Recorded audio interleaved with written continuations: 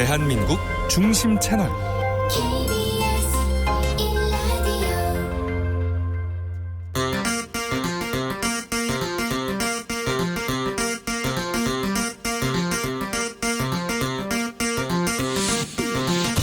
주진우 라이브.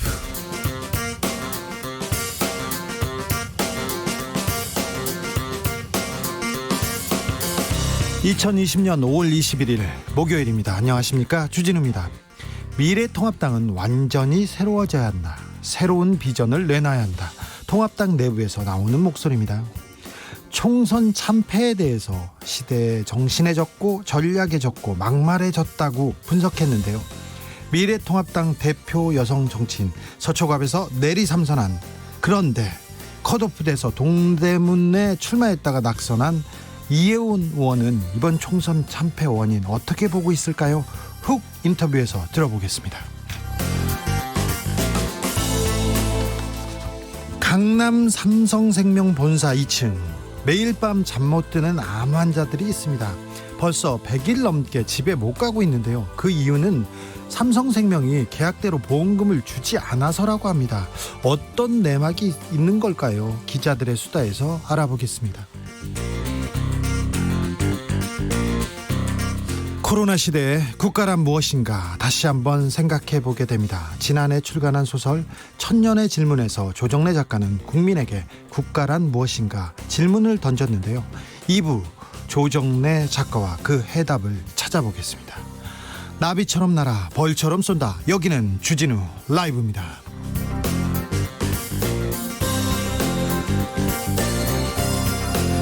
오늘도 자중자애, 겸손하고 진정성 있게 여러분과 함께 하겠습니다. 20대 국회가 어제부로 막을 내렸다고 봐도 과언이 아닙니다. 부랴부랴 밀린 숙제, 밀린 법안들 신속히 처리한 모습 어떻게 보셨는지요? 20대 국회를 보내면서 20대 국회에게, 국회의원에게 하고 싶은 말, 그리고 21대 국회의원들에게 하고 싶은 말 한마디 보내주십시오. 샵 9730, 짧은 문자는 50원, 긴 문자는 100원입니다. 콩으로 보내시면 무료입니다. 사연 보내주시면 선물로 보답하겠습니다. 유튜브에서 주진우 라이브 검색해서 영상으로도 보십시오. 그럼 시작하겠습니다. 시끄러운 세상, 더 시끄러운 정치, 풀리지 않는 갈등, 꼬이는 일상, 답답하신가요? 저에게 오십시오. 주 기자가 여러분의 답답한 속을 뚫어드립니다. KBS 1라디오 주진우 라이브.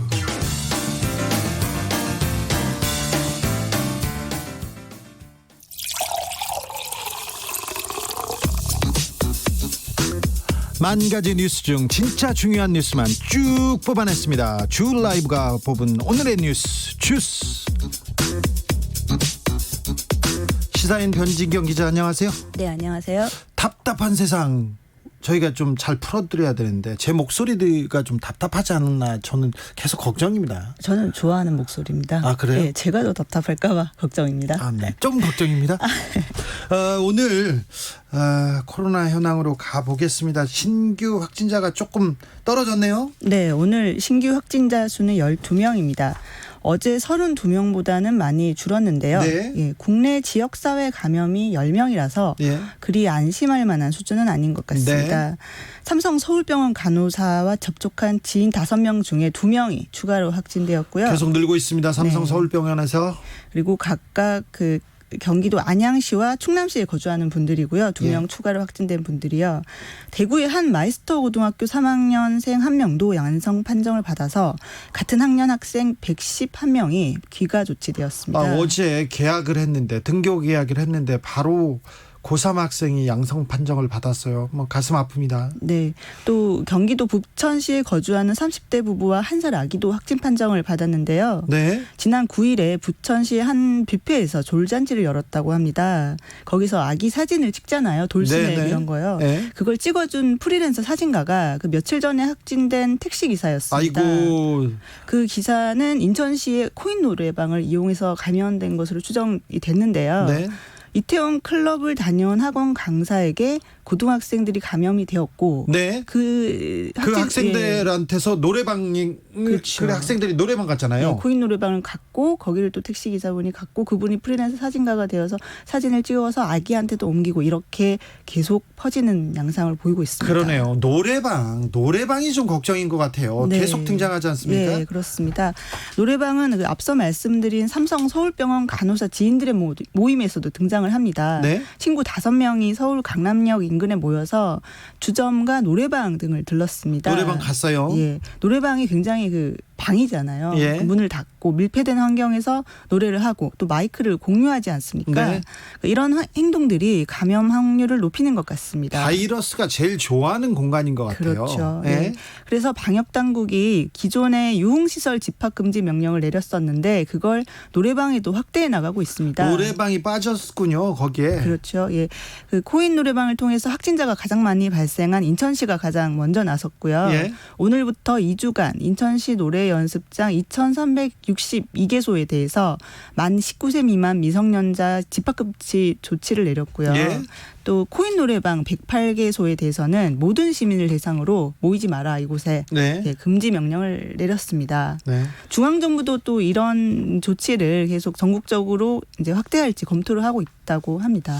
우리 민족이 노래 부르는 걸 좋아하잖아요. 좀 안타깝죠. 노래 네. 부르는 건 참 좋은데요.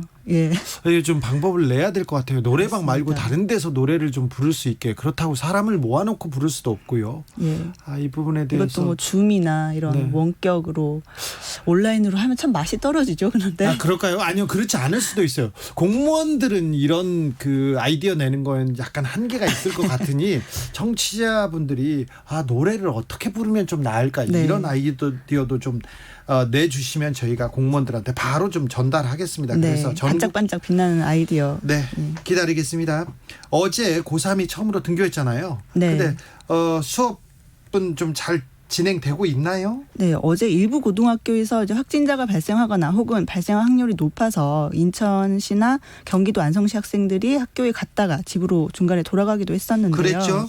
오늘 인천시 고등학생들이 여전히 등교를 못했고요. 안성시 고등학교 학생들은 오늘부터 갔습니다. 네.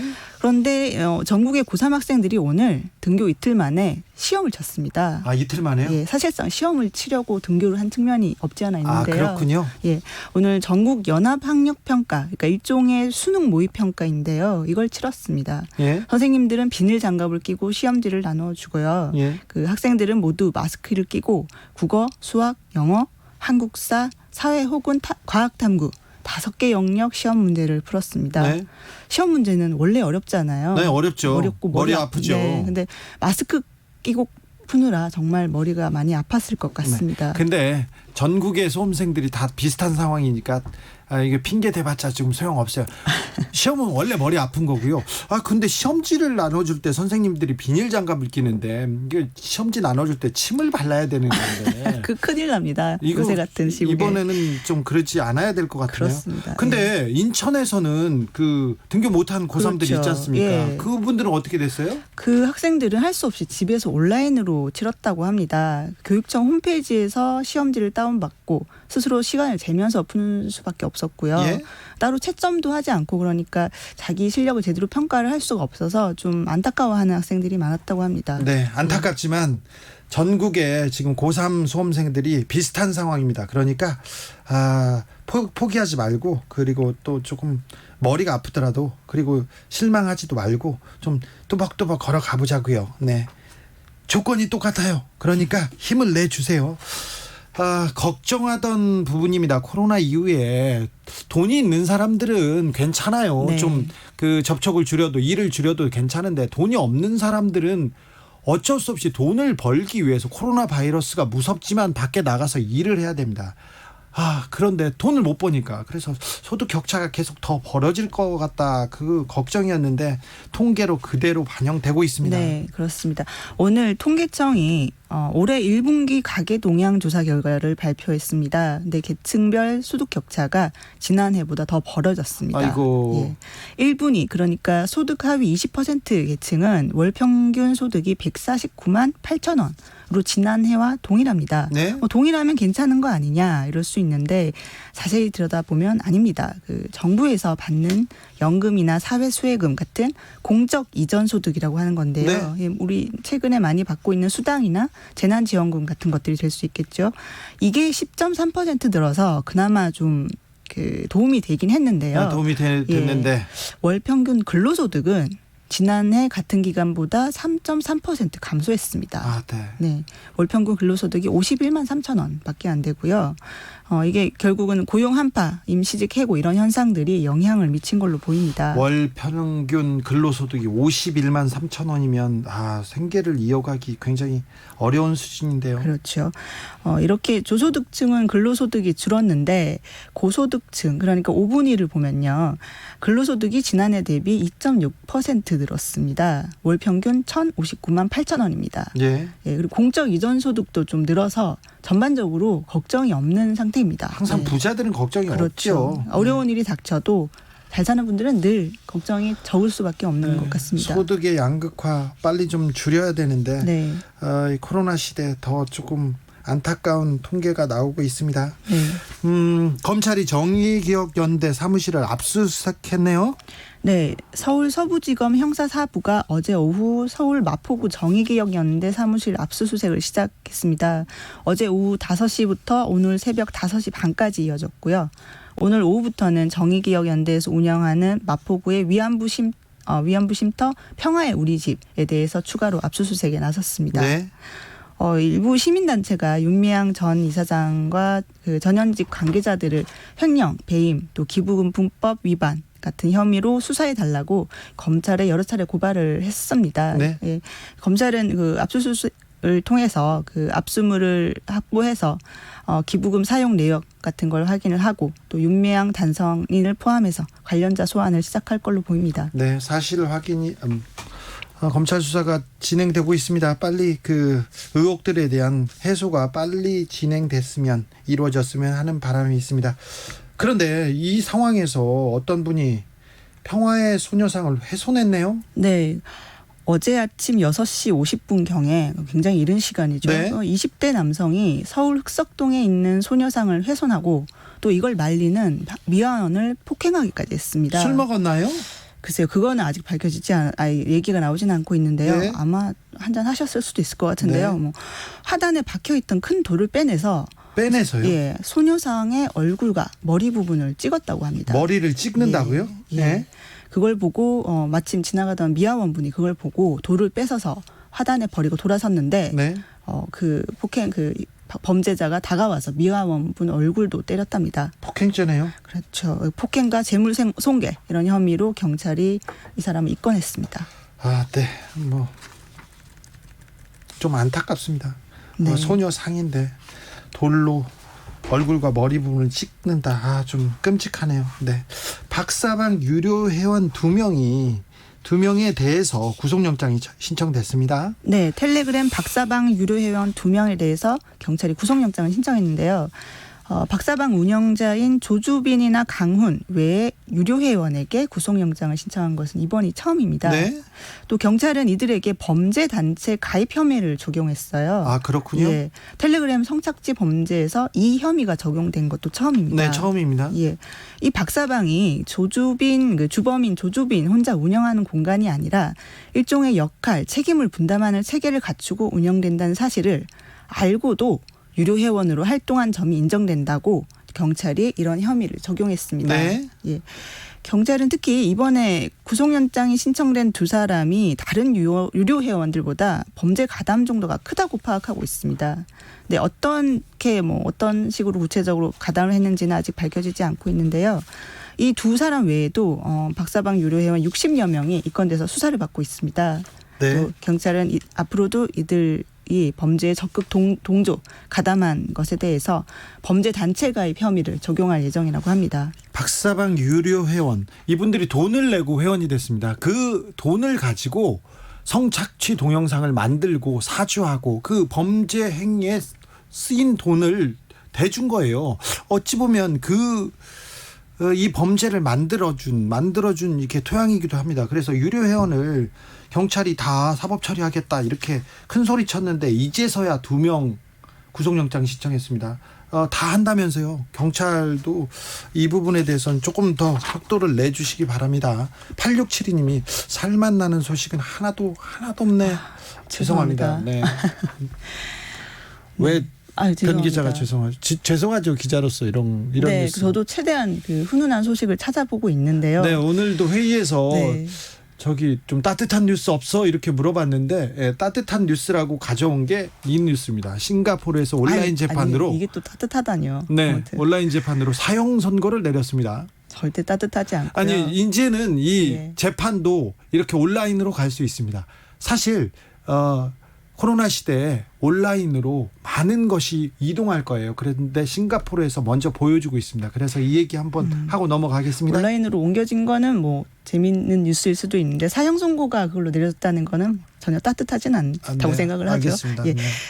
그렇고요. 근데 그 온라인으로 요새 수업도 하고 회의도 하고 학술대회도 열지 않습니까? 근데 싱가포르에서는 온라인으로 재판을 했다. 또 사형 선고를 내렸다. 이게 무슨 얘기냐면요. 네, 재판 못할 게 없죠. 네, 그런데요. 5월 15일에 싱가포르 대법원이 줌 아시죠? 줌 예. 써보셨어요? 아니요, 써보진 저희 않았습니다. 회의할 때 써봤는데 네. 신세계이긴 하던데요. 많이 쓰죠 요새. 화상 회의 네. 프로그램입니다. 그 프로그램을 이용해서 화상 공판을 열었고요. 예. 또 마약 밀배범에게 사형을 선고했습니다. 네. 선고를 받은 사람은 말레이시아 출신의 푸니탄 게나산이라는 마약 밀매범이고요. 푸니탄 게나산. 네. 배달원 2명을 고용해서 28.5g 정도의 헤로인을 운반하게 한 혐의라고 합니다. 운반하게 했다고 이렇게 예. 사형 선고를 내렸어요. 싱가포르가 원래 마약 밀매범에게는 굉장히 엄한 처벌을 내리는 걸로 알려져 그리고 있습니다. 술 먹고 행패를 부리지 않습니까? 그래도 엄격합니다. 아까 소녀상 만약에 술 먹고 했다고 하더라도 뭘 찍고 그랬지 않습니까? 그분 엄청 중형에 처해집니다. 네. 그러니까 지금 싱가포르에서 코로나19 확산 막기 위해서 대부분의 사업장을 폐쇄하고 또 외부 활동을 자제시키고 있는데 네. 그 법원들도 그렇게 원격으로 공판을 진행하고 판결도 내려왔다고 합니다. 네. 그런데 이런 원격 판결 가운데서 사형 선고는 처음이라고 해요. 네. 선고 당시에 피고인은 교도소에 수감돼 있었고요. 예. 검찰하고 변호사가 각자 다른 곳에서 줌을 접속해서 공판에 참여했다고 합니다. 다른 곳에서? 네네. 원격으로요. 근데 이에 대해서 국제인권단체가 비난을 하고 있습니다. 뭐 온라인으로 재판한 걸 가지고는 그렇죠. 문제 삼지는 않았을 텐데. 네. 휴먼 라이츠 워치라는 단체는 원래도 이제 사형제가 있는 나라들의 비판을 많이 하고 있었던 곳인데 사형제도는 이미 잔인하고 비인간적이지만 줌을 통해서 이를 선고하는 것은 더욱더 잔인하고 비인간적인 일이다 이렇게 말을 했고요. 네. 예, 엠네스티 인터내셔널 관계자는 코로나19 와중에 우리가 생명을 구하고 보호하려고 온 세계가 노력을 하고 있는데 이때 사형 선고를 꼭 굳이 내려야겠느냐. 네. 더욱더 혐오스럽다 이렇게 비난을 했습니다. 네, 뭐 일리가 있는 지적인 것 같습니다. 네. 네. 싱가포르는 아무튼 마약 범죄자에 대해서 그냥 사형에 처하는 굉장히 무서운 나라이기도 그것도 합니다. 온라인으로요. 온라인으로요. 네. 그렇게도 하네요. 끔찍하네요. 미중 갈등이 점점 격화되고 있습니다.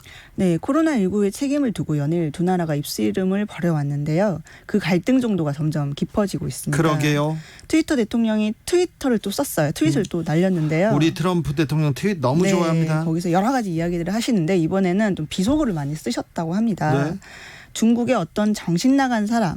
아이고 우리나라 말로는 적절하게 번역할 말이 별로 없는데요. 예. 돌아이 이 정도 그렇죠. 할 수 있습니다. 웨코라는 표현이라고 하는데요. 네. 뭐 아주 강하게 이제 표현하면 그렇게 돌아이 혹시 뭐 미친 사람 뭐 이렇게도 표현이 네. 된다고 합니다. 어떤 그런 정신 나간 사람이 중국을 뺀 모두가 코로나 바이러스에 책임이 있다고 탓하는 성명을 냈다. 이렇게 썼고요. 네. 또 이렇게 썼습니다. 제발 누가 이 멍청이, 그러니까 도프라는 네. 단어인데 얼간이라고도 이제 해석이 된다고 합니다. 이 멍청이한테 중국의 무능 탓에 세계적인 대규모 살상이 일어났다고 설명 좀 해줘라. 이렇게 썼습니다. 좀 전략적으로 일부러 이렇게 조금 많이 나간 것 같아요.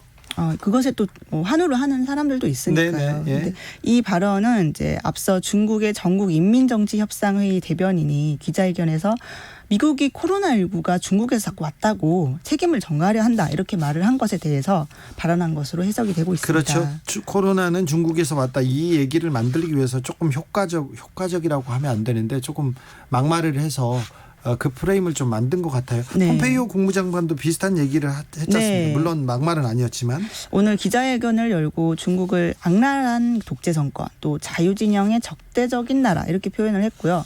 또 중국이 제일 싫어하는 주제 대만, 홍콩 문제를 꺼냈습니다. 그렇게 중국을 자극했다고 합니다. 코로나 시대 또 미중 갈등까지 세계 경제는 조금 또 암울해 보이고 조금 앞이 보이지 않는 것 같습니다. 여기까지 네. 하겠습니다. 다음엔 딱 좋은 뉴스 들고 오겠습니다. 네, 저희들도 좀 찾으려고 노력하는데요. 죄송하게 생각합니다. 여기까지 하겠습니다. 주스 시사인의 변진경 기자 함께했습니다. 감사합니다. 네, 감사합니다. 6540님 골전도 마이크 사용합시다. 자기한테만 들려요. 이 마이크는 자기한테만 들려요. 이거 그 노래 부르는 사람들한테는 또 이게 노래를 누구한테 들려주는 맛이 있잖아요. 김수영님 산에 올라가서 부르라 하세요. 이거는 이건 조금 현실적인 방안인 것 같아요. 김정우님, 주진우 진행자님, 노래는 가슴으로 부르는 것입니다. 당분간 노래방 자제하고 정 노래 부르고 싶으면 집에서 누워서 눈 감은 데 가슴으로 부릅시다. 김정우님, 이건 좋은 방법은 아닌 것 같아요. 네, 저는 노래 부르는 거 잘 몰라도 이건 아닌 것 같아요. 20대 국회에 남기고 싶은 말, 21대 국회 바라는 점 제가 문자 보내달라고 했는데 빠샤빠샤님 20대 국회나 21대나 기대 안 하고 실망 안 하렵니다. 그러면 안 돼요. 국민들이 지켜보면요. 국회의원들 열심히 일합니다. 국민들이 너 잘못했다고 지적하지 않습니까?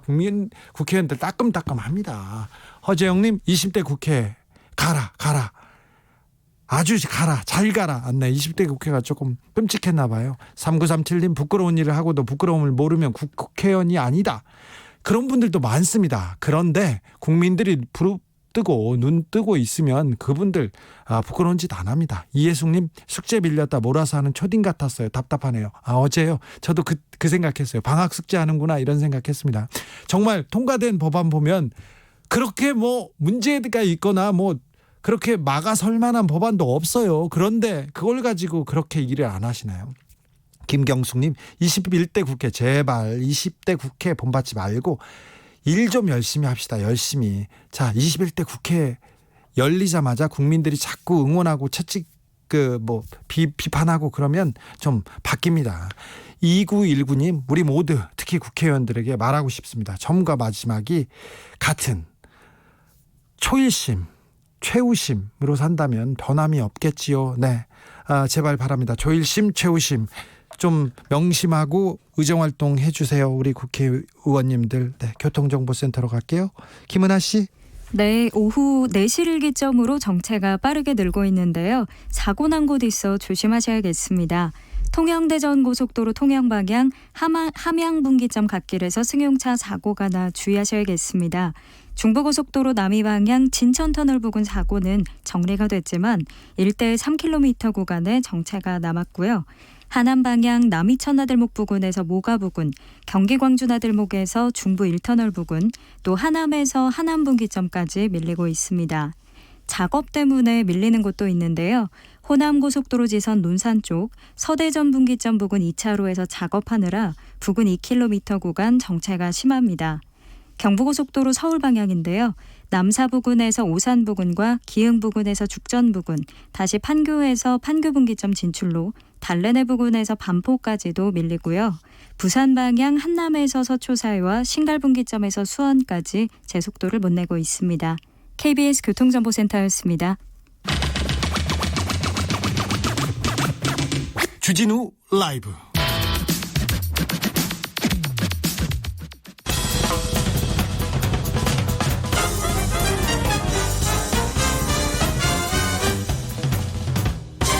훅 인터뷰. 모두를 위한, 모두를 향한 모두의 궁금증 방심하면 훅 들어갑니다. 훅 인터뷰 미래통합당 이혜훈 의원. 이혜훈 의원이 보수 참패에 대해서 이런 얘기하셨어요. 중도층이 아니라 골수 우파를 향한 메시지만 냈다. 이제는 중도층 마음을 읽는 지도부를 구성하는 것이 가장 시급하다. 이런 대안까지 내놨는데요. 제가 그런 얘기도 했어요. 그렇습니다. 바른말하는 진짜 보수라고 계속 모셔달라고 해서 모셨습니다. 그래서 미래통합당은 달라질 수 있을까요? 모셨습니다. 이혜훈 미래통합당 의원님 어서 오세요. 네, 안녕하세요. 네. 저 그런 얘기 사석에서만 한 줄 알았더니 제가 공개적으로도 했구나. 했나 봐요. 네. 네. 총선 끝나고 입 다물고 있느라고 열심히 입 다물었는데 어디선가 또 했나 보네요. 수도권 내리 3선이었죠. 그리고 대표적인 여성 정치인이었고 정책통, 경제통. 그래서 뭐 미래통합당을 대표하는 정치인이었는데 떨어졌습니다. 컷오프도 되고 아프죠. 네, 그 컷오프라는 게 이제 굉장히 좀 기가 막힌 거죠. 네, 컷오프는 그 전에 되셨잖아요. 아니 본인들 말로는 네. 귀하는 컷오프가 아니야라고 계속 저한테만 얘기하고 그냥 아니면 언론에 얘기를 하세요. 언론은 다 컷오프라고 쓰니까 해도 끝까지 언론에 얘기 안 하더라고요. 아니 서초에 터줏대감이었는데 그럼 그 컷오프도 안 되고 그 다른 데로 가라고 막 밀어냈습니까? 뭐 하여튼 그런 상황이었어요. 주장이에요. 하여튼 네. 공천이 주장은 그런데 뭐 그거 별로 이제 의미 없게 돼버렸죠. 그게 지나가서? 뭐든지 간에. 네. 예. 지나갈까요? 그래도 네. 이 과거 얘기 하나만 할게요. 네. 박근혜 전 대통령의 경제 선생님이었어요 처음에. 그런데 박근혜 정권이 들어오자마자 탄압 당합니다. 그래가지고 이 빠른 소리를 좀 하셨나 봐요. 너무 많이 했죠. 박근혜 대통령한테. 공개적으로도 많이 했어요. 처음에는 사석 이렇게 비공개로 했는데 처음에는 이해운 말은 잘 들었잖아요. 아니 근데 이제 그 선거 하실 때까지는 소위 말하면 제가 이제 뭐 경제 민주화 그런 거 많이 했었잖아요. 네. 그래서 이제 불공정 경제 특히 대기업들의 그런 걸 관행을 눈 감아주는 이런 거는 이제 굉장히 과감하게 정리해야 된다. 이런 공약들 많이 얘기를 했을 때 그 다 받아주셔서 네. 선거 때까지는. 저는 그걸 굉장히 실천할 의지가 있는 분으로 알고 열심히 했죠. 네. 근데 이제 되시고 나서는 저 모습이 많이 다르셨어요. 되시고 나서 말 잘 안 들으셨죠? 예를 들면 상법 개정안 그걸 이제 통과시키려고 하는데 이건희 그때 당시 회장이었어요. 청와대에서 오찬 딱 하시고 오찬 끝나고 나니까 상법 개정안 그게 우리 박근혜 대통령님의 공약이었거든요. 네. 근데 이건 독소 조항이 있어서 안 된다 하고 말씀해 버리셨어요. 아 그래요? 그래서 제가 이제 막 최고위원 할 때니까 그때 실업자였는데 최고위원이었어요. 원외. 네. 예. 근데 이제 이거는 해야 통과시켜야 된다라고 계속 얘기를 했더니 어느 날 하여튼 모처에서 전화 와서 그런 얘기 하지 말라 그러더라고요. 네. 근데 이거는 해야 됩니다 하고 계속 얘기한 게 화근이었대요. 네, 그래요. 네, 알겠습니다. 그리고는 서초에 조윤선 전 그때 정무수석이었죠. 여가부 장관 하고 정무수석도 하고. 예. 예. 그런데 서초에 갑자기 이해운 자리에 조윤선을 탁 꽂습니다. 청와대에서. 근데 경선을 했어요. 경선을 했는데 이해운이 이깁니다. 쉽게 이깁니다. 조윤선을. 그렇죠? 우리 그래서- 서초 구민들이 대단하신 거죠. 그래서 더 미움받습니다. 이해운은. 얼마나 죽이고 싶었을지. 네, 그랬습니다. 근데 그 고비를 다 넘겼는데 어떻게 이번 경선에서 경선도 아니었죠. 어떻게 이번 총선에 이런 일이 하여튼 있었죠? 그 공천위는 희한한 게 3선 이상들은 다 다른 지역가라라는 누구도 이해할 수 없고 그렇게 해서는 안 되는 룰을 전가의 보도처럼 다들 들이밀었죠. 우리 지금 이제 원내대표 대신 추호영 의원도 4선 했으니까 너는 다른 지역구 가라 해서 다른 지역구로 보냈는데 거기야 뭐 다행히 대구 안에서 옮기니까 어딜 네. 가나 뭐 마찬가지죠. 근데 우리처럼 이제 서울에서는 그게 어렵죠. 황교안 전 대표나 김영호 공관위원장하고는 별로 안 친하셨어요? 제가 유승민 의원이랑 가깝다고 네. 잘라야 된다 그런 얘기만 많이 들었습니다. 네. 유승민 의원과 가까운 분들은 왜 이번에 좀 많이 잘린 거죠? 하여튼 뭐 이유를 알 수 없지만 동의하기도 어렵고 이해할 수 없지만 어쨌든 그런 얘기는 무지하게 많이 들었습니다. 예. 김부승님이 이런 의견 주셨어요. 조조에게 제갈 공명이 총나라에 있다는 것이 죽을 때까지 천추의 한으로 여겼는데 미통당에 이해운 의원이 있는 게 이 나라의 천추의 한이다. 대한민국을 위해 큰일을 할 사람인데 아깝습니다. 민주당으로 오세요. 이렇게 했는데 아깝습니다까지만 읽을 걸. 네. 민주당으로 오세요. 여기 적어서 읽었습니다. 그 얘기는 안 하겠습니다. 근데 이해운 의원은 미래통합당을 위해서도 민주당을 위해서도 할 말은 하시는 분이어서 저희가 잘 모셔서 선생님으로 잘 모시겠습니다. 아유 감사합니다. 네. 20대 국회가 끝나갔는데 좀 한마디로 좀 정리해 보십시오. 정리해 주세요. 가장 파란만장한 국회였던 것 같아요. 그죠? 시작하면서부터 2016년 6월에 시작했잖아요. 근데 네. 7월에 미르가 터졌어요. 아, 네. 기억나시죠? 네. 그러니까 거의 시작과 함께 터진 거예요. 미르 K스포츠재단 나오자마자 저기 미래통합당 소속 대표나 그 분들은 장외로 나가고 국회를 그 공전시켰죠. 근데 이제 그 미르 터지고 그러면서 바로 탄핵으로 그 1년은 그냥 갔고 예. 탄핵이 거의 1년 가는 동안에 또 뭐 하여튼 거의 국회는 상당히 공전됐고 네. 그리고 조기 대선이 있었잖아요. 우리가 예. 대선을 옛날에 뭐 자유당 시절 그런 때 말고 최근에 군부 정권이 끝난 이후에 총선을 제 시간에 안 하고 막 앞당겨서 이렇게 하는 경우는 처음 겪어봤거든요. 그런 경우는 없었죠. 그러니까 탄핵, 조기 대선 그리고 이제 또 패트라는 그 국면이 거의 국회를 꼼짝 못하게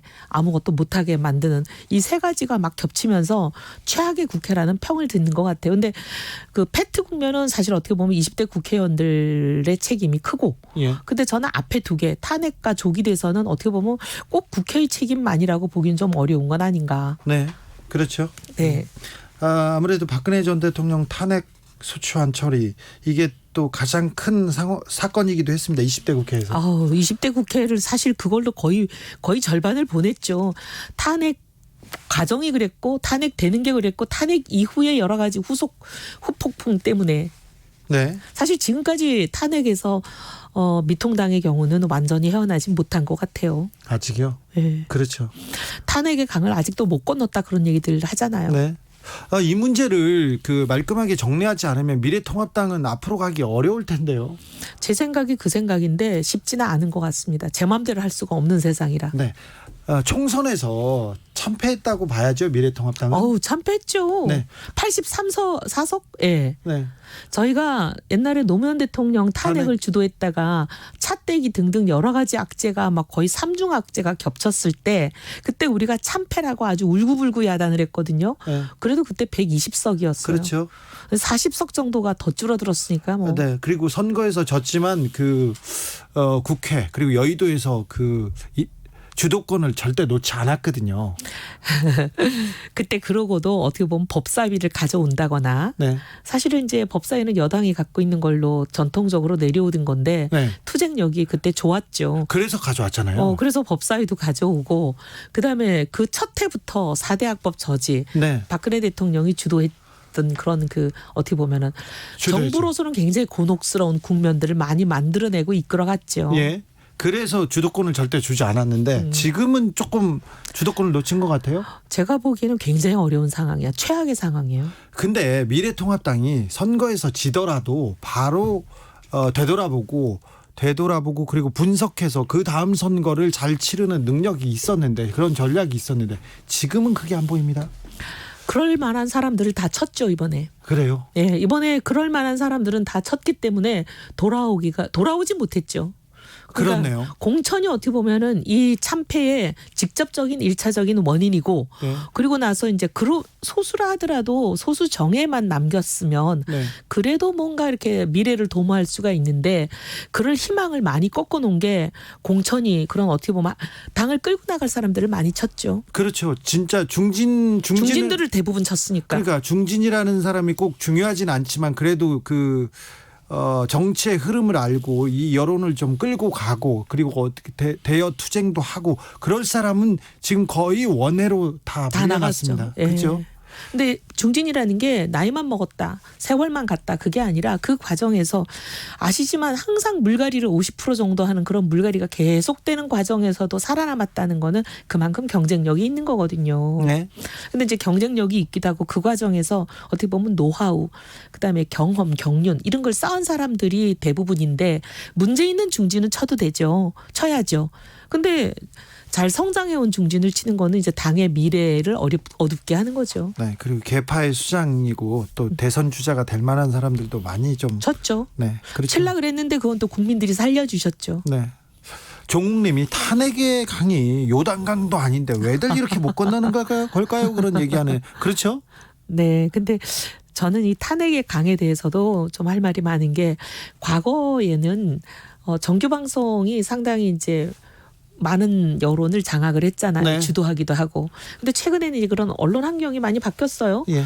상당수 이제 강성 지지자들을 보면 특정 진영에 예. 정규 방송 안 본다. 예. 정규 방송 안 보는 거를 굉장히 명예롭게 생각하고 정규 방송 보는 사람을 너 빨갱이지 이제 이렇게 하는 경향이 있어요. 네. 그러면서 이제 개인 방송들을 주로 보시는데 개인 방송의 경우는 사실관계가 틀린 것들도 꽤 많아요. 많죠. 근데 그러다 보면 자기가 보고 싶은 거 믿고 싶은 것만 이제 보시는 확정 평양이 계속 가속화돼 가지고 이게 점점 세상이 보고 있는 진실과 특정 지지자들이 보고 있는 진실이 너무 다른 거예요. 너무 다르잖아요. 너무 다르면서 그분들은 근데 계속 그 속에 빠져들어가지고 중도가 듣기에는 도무지 이해할 수 없는, 중도가 듣기에는 왜 저럴까 하는 발언, 하는 행보가 막 나오는 거예요.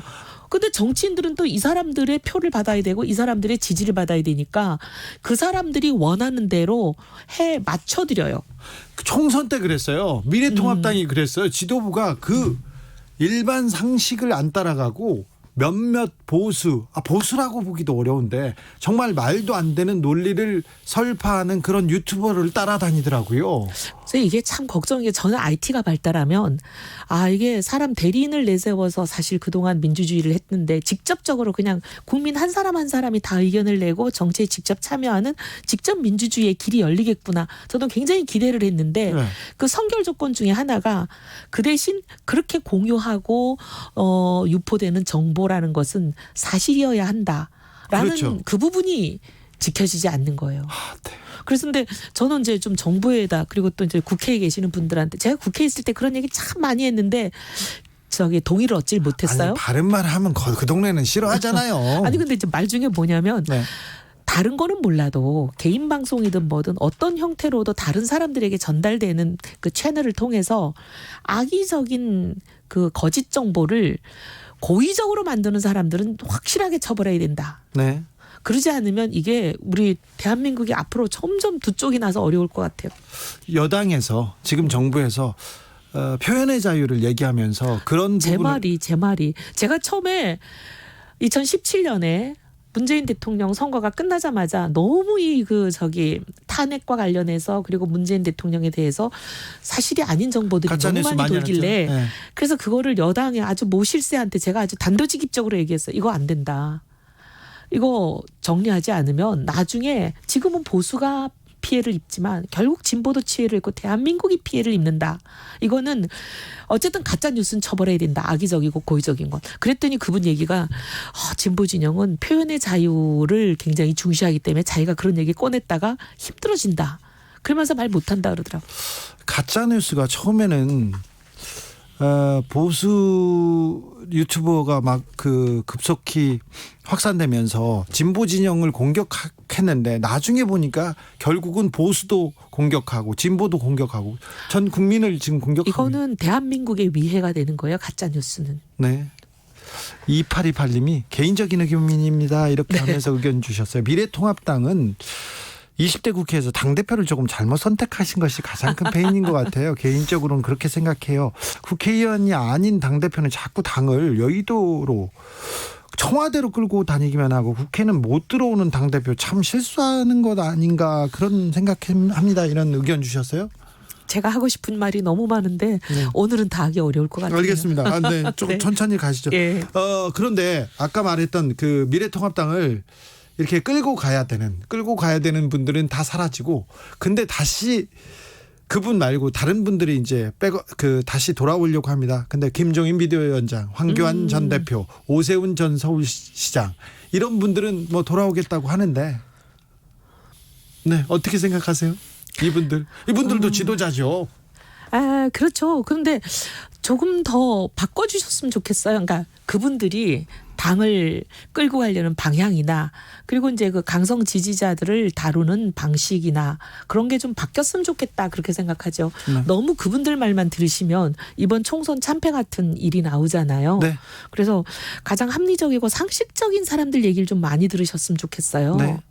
오늘과 내일 미래통합당 당선자 워크숍이 있다고 합니다. 이런 얘기를 거기 가서 하셔야 되는데 미래통합당이 변화된 모습을 국민들한테 보여줄 수 있을까요? 보여줄 수 있도록 최선을 다해야죠. 근데 쉽지 않은 상황이긴 해요. 할 일도 많고. 예. 왜냐하면 미래통합당의 보수의 재건이 필요한 거잖아요. 예. 근데 그거는 미래통합당만을 위해서 필요한 게 아니라 보수만을 위해서 필요한 것도 아니고 대한민국을 위해서 필요한 거잖아요. 네. 반드시 이뤄내야 될 필수 과제인데 쉽지 않은 상황이기 때문에 모두가 힘을 모아야죠. 근데 모으려면 그 자기가 거기서 강성 지지자들이 박수 치는 거 그걸로 해서 무슨 뭐 대권 주자 보수의 아이콘이 되겠다 이런 어떻게 보면 사소한 생각들을 좀 버려주셨으면 좋겠어요. 네.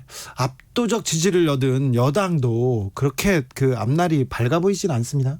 저는 걱정인 게 사실 20대 국회가 어려웠던 게 그냥 힘으로 찍어 누르기 하려고 서로 싸운 거잖아요.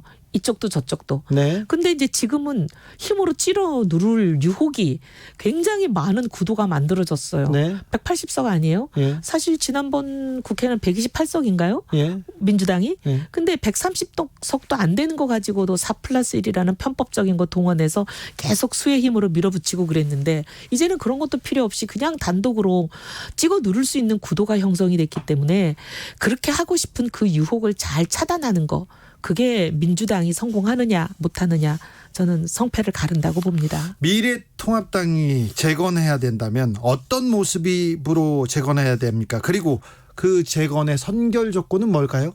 첫째, 막말 안 해야 됩니다. 막말하는 사람들 일단 문제 있다고 처리해야 되는 거예요. 근데 문제 있다고 처리 안 하잖아요. 네. 그게 제일 문제고. 부정선거 왜냐하면 아직도 얘기하고 있고요. 상식과 합리를 굉장히 중요하게 생각하는 중도들. 중도는 이쪽 정당에 그 포획돼 있는 사람도 아니고 저쪽 정당에 포획돼 있는 사람도 아니고 상식과 합리에 따라서 판단하는 사람들이잖아요. 네. 근데 그분들이 도무지 이해 못하는 그런 발언들은 없애야 되고 그다음에 이제 보수라는 게 오염이 돼 있어가지고 그 말이 보수라는 단어가 오염이 돼 있어가지고 보수하면 색대나 쓰고 자기 탐욕스러운 사람인 것처럼 많은 그렇게 낙인이 찍혀 있잖아요. 지금 이 낙인을 벗지 않으면 안 되기 때문에 책임지는 보수, 품격 있는 보수, 그다음에 공정하고 정의로운 보수, 따뜻한 보수 이런 보수로 거듭나야죠. 네. 거듭나겠죠?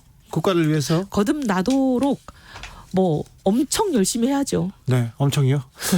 이혜훈 의원께서는 앞으로 엄청 어떻게 열심히 하실 건지 좀 듣고 싶고요.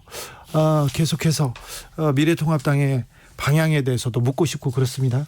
이시영 님이 민주당 지지합니다. 그런데 지지하면서도 이혜훈 의원 신뢰합니다. 이렇게 문자 주셨어요. 너무 감사합니다. 네, 그런 분 많습니다. 네, 열심히 하겠습니다. 이혜훈 의원이 지금까지 정치에서 보여준 정치력 그게 굉장히 큰데 더 보고 싶어 하는 사람 많습니다. 하여튼 일단은 지금 뭐 몸도 마음도 너무 고갈이 돼서 네. 좀 추스리고 조금만 추스리시고요. 또 찬찬히 고민해 보겠습니다. 조금만 추스리고 바로 나와주세요. 네, 여의도에서도 떠나지 마시고요. 여기까지 할까요? 네, 감사합니다. 지금까지 이혜훈 미래통합당 의원이었습니다. 감사합니다. 감사합니다.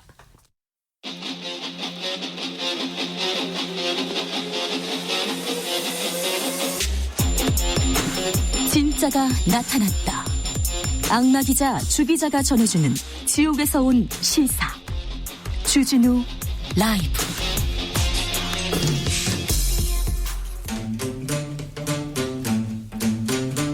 청년이 보고 듣고 느끼는 요즘 우리 사회 그것이 궁금하다. 청년에게 묻는다. 요즘 뭐하니?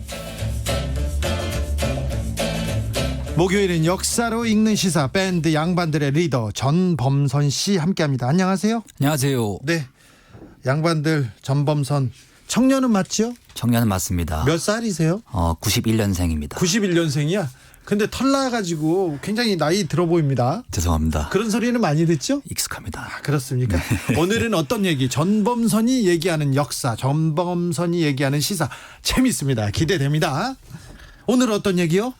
이번 주가 또 5.18 40주년이었잖아요. 예. 그래서 제가 특별하게 민주항쟁의 역사 이거 괜찮으면 시리즈로 하려고 합니다. 오늘 해보고 괜찮으면. 반응이 좋으면 가보고. 네. 그렇죠? 5.18부터 또 6월까지 이어지기 때문에. 네. 우리가 잘 들어야 됩니다. 이분 지금 클럽에서 공연도 못하고 있는데 그래서 역사책을 더 많이 읽고 있답니다. 네. 자, 가볼까요?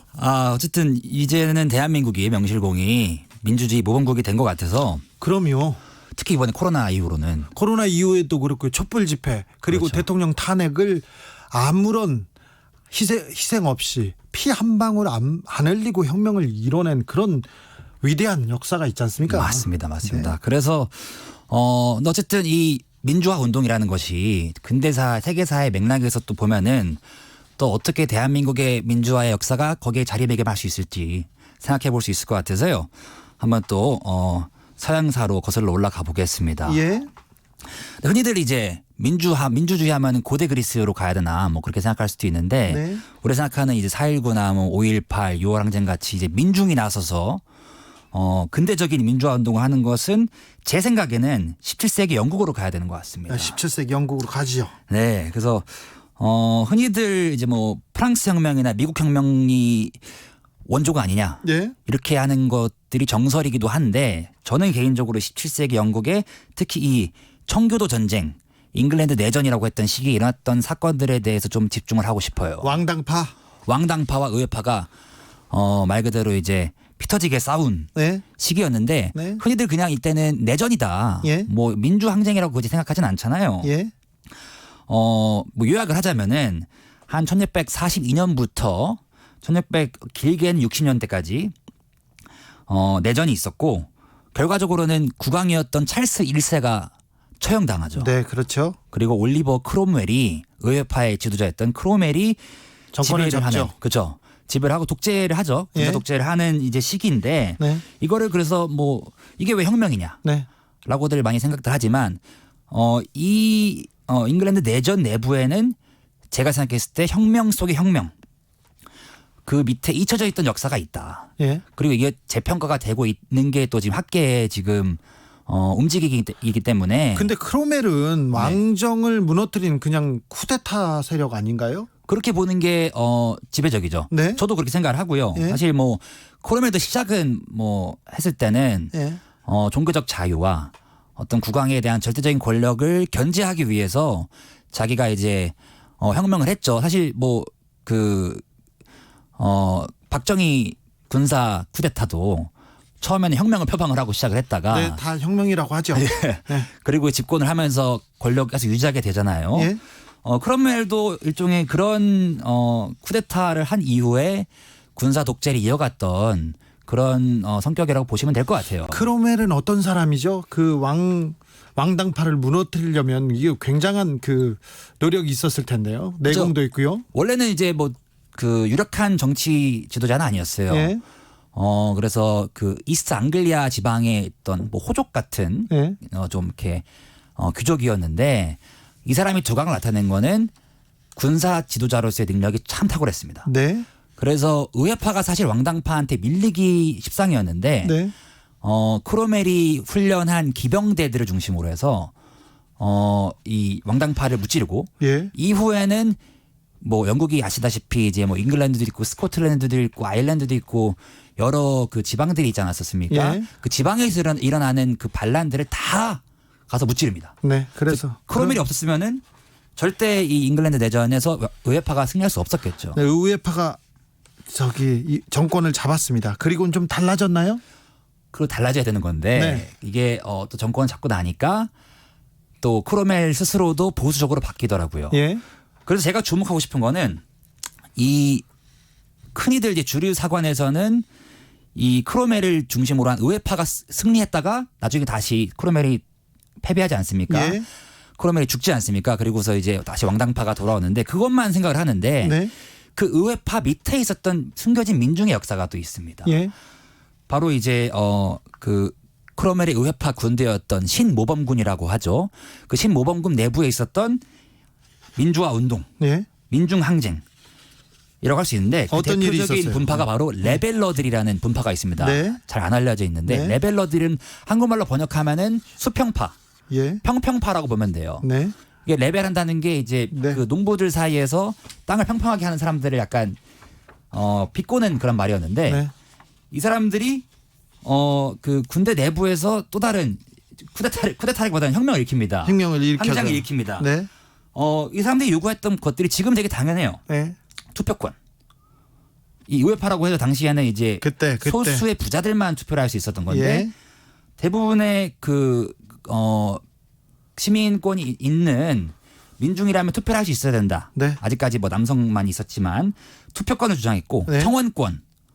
청원할 수 있어야 된다. 그리고 묵비권 예. 이런 것들을 주장합니다. 종교의 자유 이런 거 주장했기 때문에 당시로서는 굉장히 급진적인 주장이죠. 당시로서는 굉장히 급진적이고 지금은 너무 당연하죠. 예. 근데 크로멜은 사실 찰스 1세를 처형할 때는 이들을 이용했으나 네. 이후에는 너무 좀 듣기 싫은 소리를 많이 하니까 예.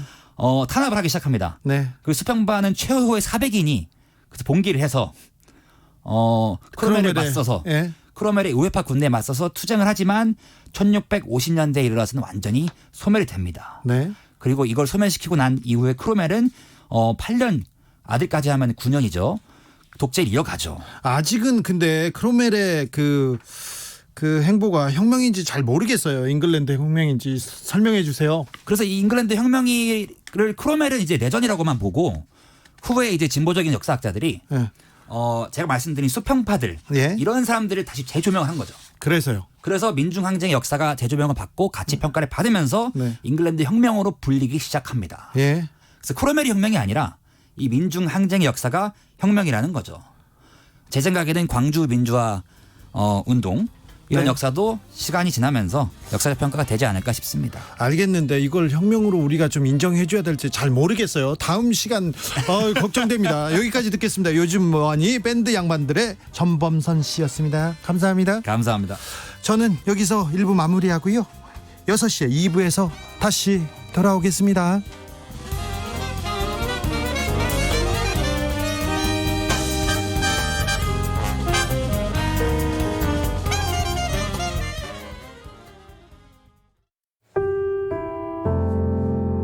KBS 라디오 연중기획 희망충전 대한민국 378번째 이야기. 안녕하세요. 아나운서 이연주입니다.